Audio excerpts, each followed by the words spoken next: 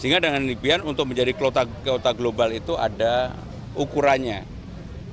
Dan saya yakin kalau ukuran itu bisa dipenuhi, Indonesia mudah-mudahan menjadi di atas average. Average-nya kan sekitar 70 dari 154. Menjadi nomor 50 aja udah luar biasa. Ya. Mungkin sebelumnya bisa kegiatan hari ini dulu. Jadi saya sebenarnya ini bukan acara yang pertama. Acara pagi saya tadi dengan komunitas sepeda.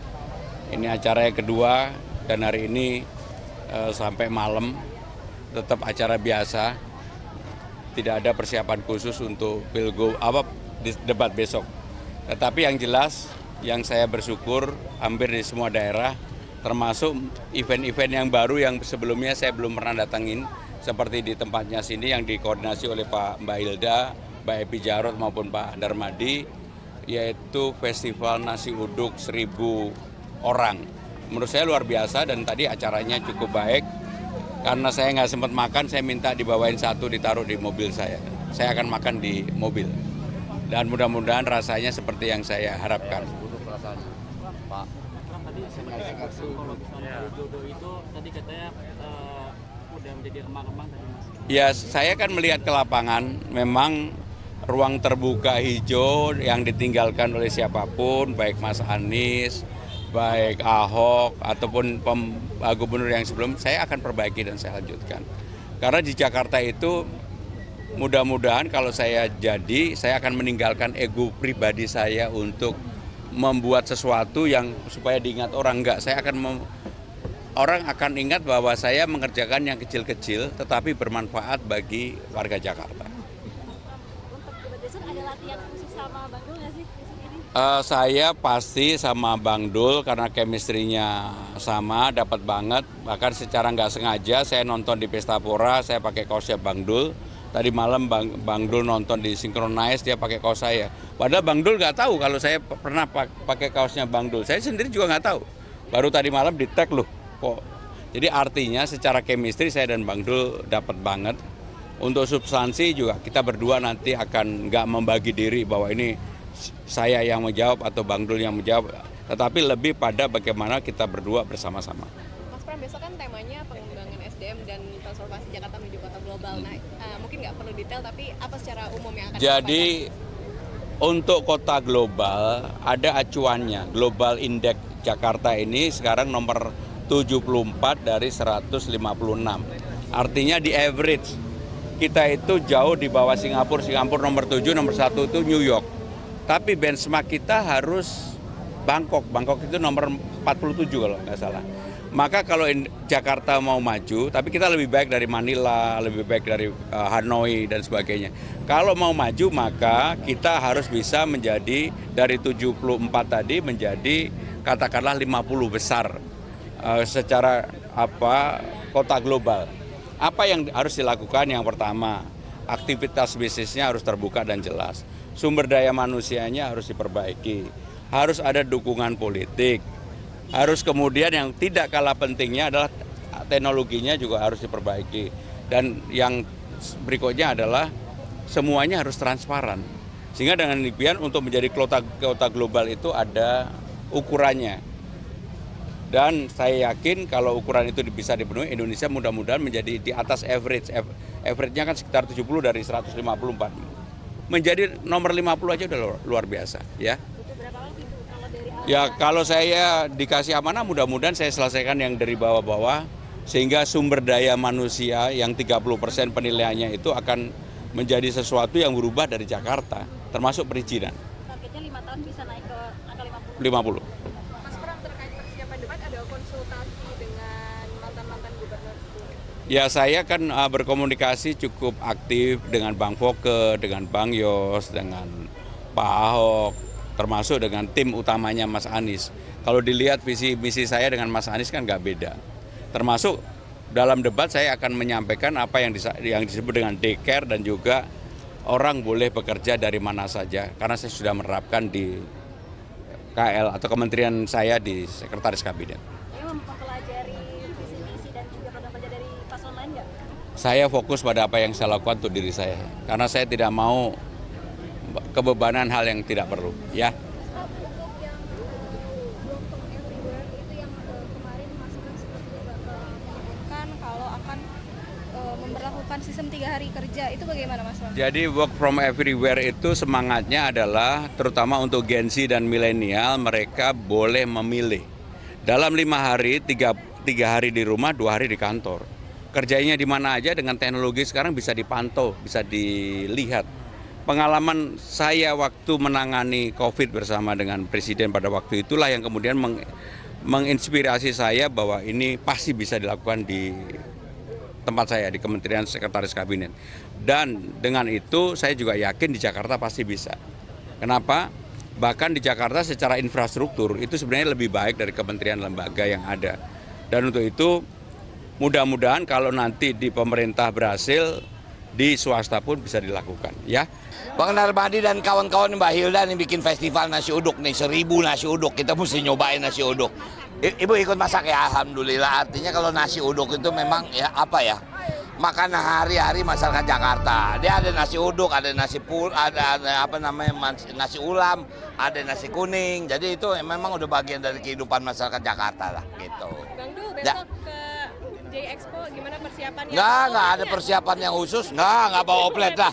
Aduh, kita bawa oplet repot lagi karena besok tuh bukan kampanye, kita malah besok tuh ya tim bilang bang besok potong rambut, berenang, belanja, santai-santai aja katanya. Karena kan ukuran debat ini sebetulnya bukan kepada menang kalah, tapi kita menyampaikan program. Nanti program kita mungkin RK atau yang nomor 2 menyanggah, program dia kita sanggah. Artinya kita tidak bilang kita hebat, dia kalah, tidak. Bukan itu ukuran debat gitu. Siap ya Bang ya? Insya Allah siap. Bang Dul tadi ada janji mau naik MRT kalau misalnya Oh iya, memang saya ingin sekali. Saya tinggal di Lebak Bulus, walaupun mungkin kalau nanti ada rumah dinas, tapi kalau saya pulang saya akan naik MRT. Lebih enak nggak naik kendaraan sendiri. Mungkin kendaraan jemput di depan itu aja, depan HI, supaya kalaupun ke kantornya dekat lah. Supaya setiap hari saya bisa ketemu masyarakat, dia bisa mendengar keluhan, saya bisa mencatat apa yang memang kurang. Itu aja. Lagi saya terima kasih sama panitia nih yang bikin lomba 1000 nasi uduk, mudah-mudahan kita bisa menjaga tradisi kebudayaan kita, betul nggak? Baik ya teman-teman sekalian, Mas Pramono Anung kirim salam. Terpaksa kita ngebagi tempat. Saya kemari, Mas Pram ke tempat lain karena ya begitulah. Kita yang namanya kampanye cuma 2 bulan, membaginya luar biasa. Besok persiapan debat, jangan lupa nonton debat ya. Nonton di televisi, jangan nonton di bioskop, nggak ada. Oke, abang nggak bawa apa? Jakarta ini harus dilanjutin. Ada yang baru misalnya apa? Rencana pemasangan CCTV di setiap RT RW. Untuk apa? Supaya kampung kita aman, betul nggak? Aman dari kemalingan, aman dari perkelahian, aman dari segala macam. Pokoknya mak-mak jangan ragu kalau pergi belanja, rumah ada yang jagain, minimal CCTV bisa dimonitor di mana kita ada. Kemudian juga bisa menjadi emergency call, kalau terjadi apa-apa bisa cepat menghubungi pihak terkait, misal ada pencurian, polisi bisa dihubungi, ada kecelakaan, 911 bisa segera dihubungi. Nah insya Allah itu akan kita pasang di setiap RT RW.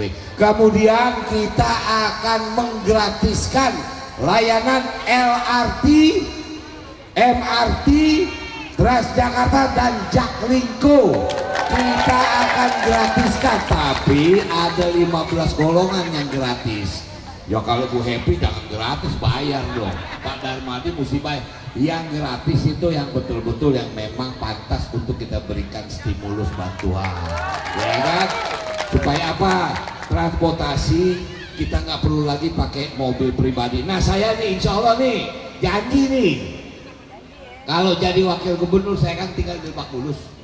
Saya tiap hari kerja ke balai kota naik MRT.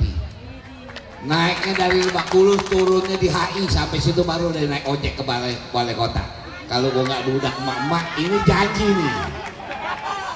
Kita MRT kita udah bagus, pelayanannya bagus, cuman catatan dikit kemarin tuh kalau kita masuk ke itu tuh kan pakai kartu tuh, itu bisa 5 kali itu tabnya baru terbuka pintu. Bagaimana nggak mau orang ngantri? Biasanya mestinya kan begitu tab 1 pintu terbuka, ini bisa 5-6 kali di belakang rame. Nah artinya bukan hanya infrastruktur kendaraannya harus ditambah, tapi sistemnya juga harus dibenahi. Nah, jadi insya Allah begitu. Kemudian kita akan memberikan insentif untuk apa? Posyandu, PKK, Dawis, Jumanti. Jadi semua akan kita tingkatkan. RT insentif dulu 2 juta, sekarang kita naikin menjadi 4 juta. RW dari 2,5 juta kita akan naikin menjadi 5 juta. Artinya sekarang ini sudah harus kesejahteraan masyarakat harus kita tingkatkan. Nah, cangcinya Babe, Bang Dul hanya minta doa, minta dukungan. 11 tahun Bang Dul bisa benerin kampung orang di Banten, masa nggak bisa benerin kampung sendiri di Betawi? Bang Dul ini umur ini 64 tahun, mau ngapain lagi, udah tinggal sisa umur. Bang Dul mau di sisa umur ini manfaat buat Jakarta. Kalau cuma sekedar mau mikirin enak, kemarin mesti Bang Dul dilantik jadi anggota DPR tuh nemenin Pak Darmadi tuh. Cuman karena diperintahkan oleh Ibu Mega, oleh partai mendampingi Mas Pramono Anung jadi wakil gubernur, Bang Dul mundur sebagai anggota DPR RI. Untuk apa? Mengabdikan diri buat masyarakat Jakarta. Nah, 27 November itu adalah masa depan Jakarta. Ingat 27 November itu pilkada terakhir sampai 2029, nggak ada lagi pilkada. 2024 sampai 2029 pilkadanya cuma sekarang. Ingat, salah milih orang 5 tahun ngos-ngosan menderita kita. Mau menderita? Mau menderita? Jakarta, Jakarta, Jakarta. Terima kasih. Assalamualaikum warahmatullahi wabarakatuh.